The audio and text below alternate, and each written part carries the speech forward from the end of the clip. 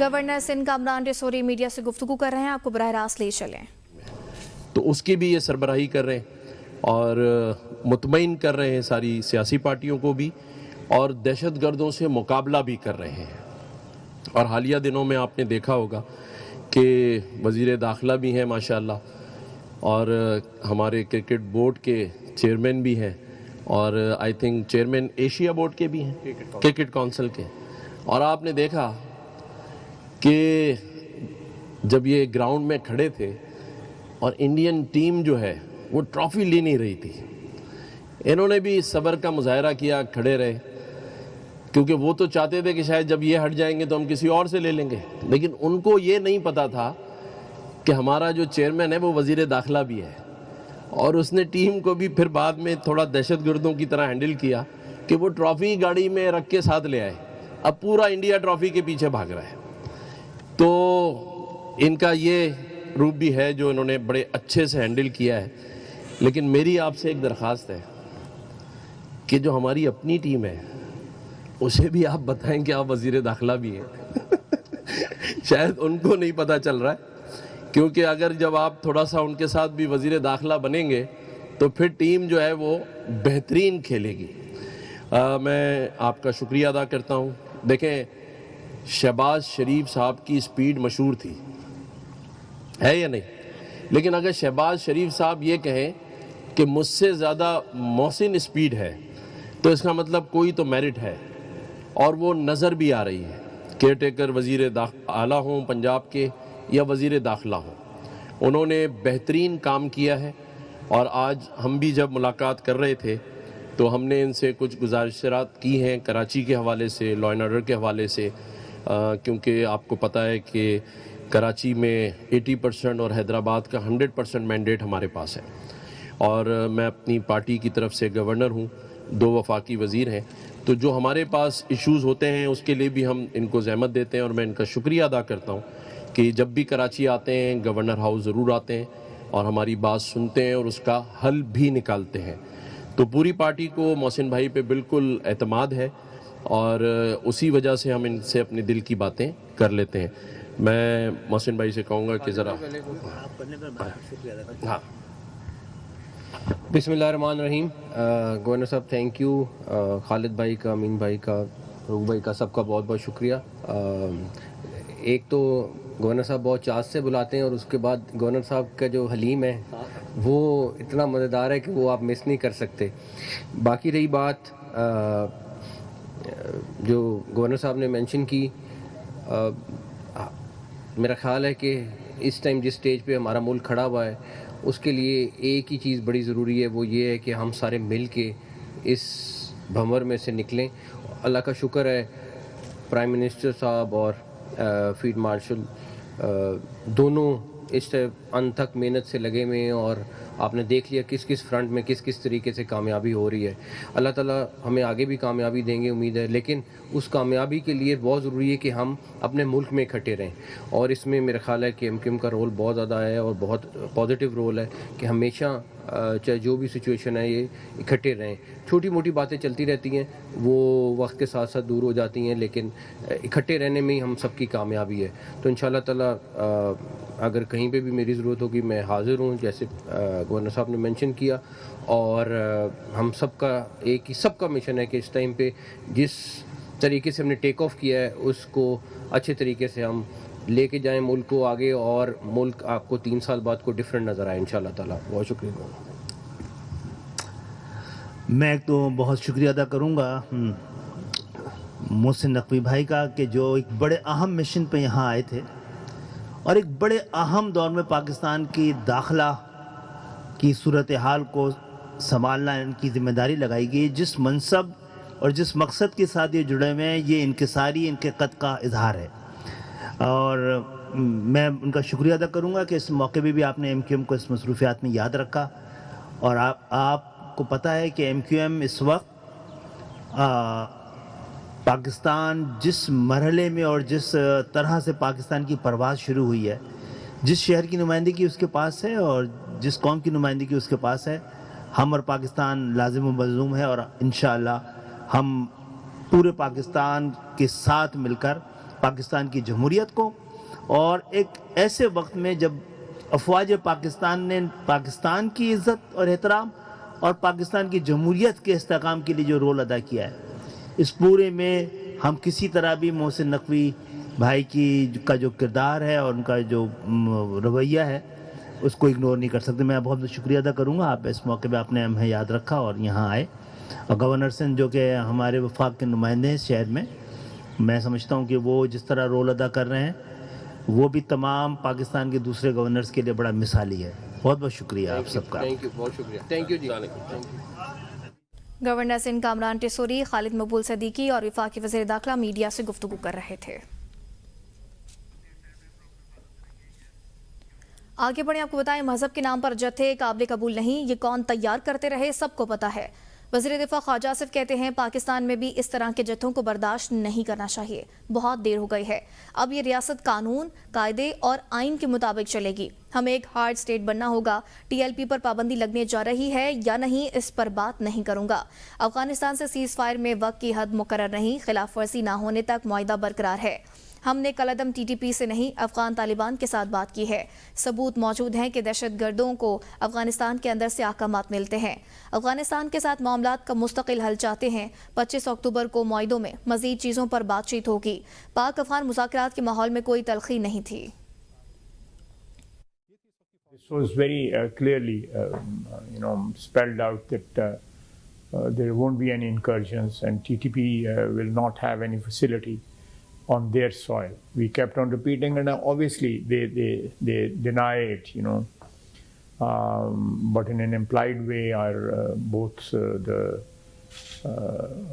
countries, Turkey and Doha, Qatar, they pressed upon them that this is the main bone of contention, that your territory or your patronage or your support is there for TTP to operate in Pakistan.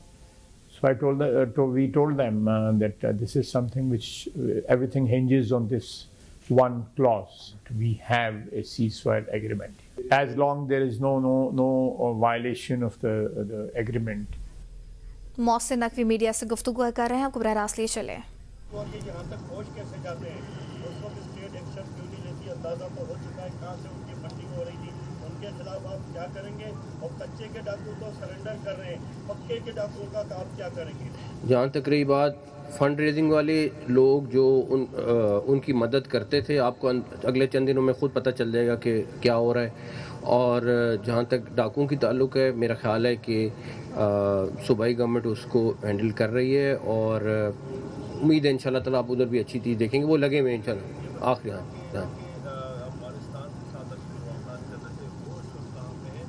Bharat سے کوئی updates ہیں وہ کہاں پہ؟ اور دوسرا صرف حکومت سے کے وزیر جو بلاول زرداری سے آپ نے ملاقات کی ہے، کیا وہ ناراضگیاں دور ہو گئی ہیں یا نہیں، میری ان کے ساتھ میٹنگ چلتی رہتی ہے، کوئی مسئلہ نہیں ہے، اور جہاں تک دوسری بات رہی افغانستان والی، وہ آپ کے سامنے ہے کہ سیز فائر ہو چکا ہے، اور اگر دوبارہ سے کوئی ایسی وائلیشن ان کی طرف سے ہوئی تو ان کو پتہ ہے کہ پاکستان کا کیا جواب ہوگا۔ تھینک یو، بہت شکریہ۔ گورنر سندھ کامران ٹیسوری اور وفاقی وزیر داخلہ میڈیا سے گفتگو کر رہے تھے۔ Welcome back. وفاقی وزیر مملکت داخلہ طلال چودھری کا کہنا ہے سہیل آفریدی کو بزدار سوچ سمجھ کر لگایا گیا ہے، اور کے پی حکومت دہشت گردی کی جنگ سیاسی مفادات کے لیے نہیں لڑ رہی۔ خیبر پختونخوا پولیس کے لیے جدید گاڑیاں فراہم کی تھی، صوبائی حکومت نے بلٹ پروف گاڑیاں لینے سے انکار کیا، ایک بلٹ پروف گاڑی کی قیمت 10 کروڑ روپے ہے۔ دہشت گردی کی جنگ ایک صوبے کی نہیں پورے پاکستان کی جنگ ہے۔ ٹی ایل پی کے مارچ کا ایک بھی مطالبہ فلسطین یا غزہ سے متعلق نہیں تھا۔ ٹی ایل پی رہنماؤں کے پاس 69 برانڈڈ گھڑیاں اور قیمتی اشیاء برآمد ہوئی ہیں۔ یہ بزدار سوچے سمجھے منصوبے سے لگایا گیا ہے، یہ سہیل بزدار لگایا گیا ہے۔ اس گاڑی کی کم و بیش قیمت 10 کروڑ روپیہ ایک گاڑی کی قیمت ہے۔ ایک وجہ تو یہ ہو سکتی ہے جو کہ نظر آتی ہے پچھلی 1.5-2 دہائی سے کہ دہشت گردوں کے خلاف آپ لڑنا ہی نہیں چاہتے، آپ کے پولیٹیکل موٹیوز ہیں۔ کتنی افسوس کی بات ہے کہ فلسطین پر، غزہ پر مارچ کرنے والوں کا ایک مطالبہ بھی فلسطین اور غزہ پہ نہیں تھا۔ पाकिस्तान से ख़त्म कर दिया जाए। 69 कड़ियाँ, 69 वॉचेस, ब्रांडेड वॉचेस इनकी तिजोरी से निकली हैं। वफाकी हुकूमत की जानिब से खैबर पख्तूनख्वा पुलिस को बुलेट प्रूफ गाड़ियाँ, वफाकी वज़ीर दाखिला मोहसिन नकवी की जानिब से खैबर पख्तूनख्वा पुलिस को 3 बुलेट प्रूफ गाड़ियाँ हवाले की गई थी। बुलेट प्रूफ गाड़ियाँ एक बैनुल-अक़वामी इदारे के ज़ेर इस्तेमाल रही हैं। सरकारी ज़राए का दावा है कि गाड़ियों की बुलेट प्रूफिंग मकामी नहीं बल्कि इम्पोर्टेड है। गाड़ियों के मॉडल्स तकरीबन 15 साल पुराने हैं, तहम गाड़ियों की बुनियादी अफादियत बरकरार है।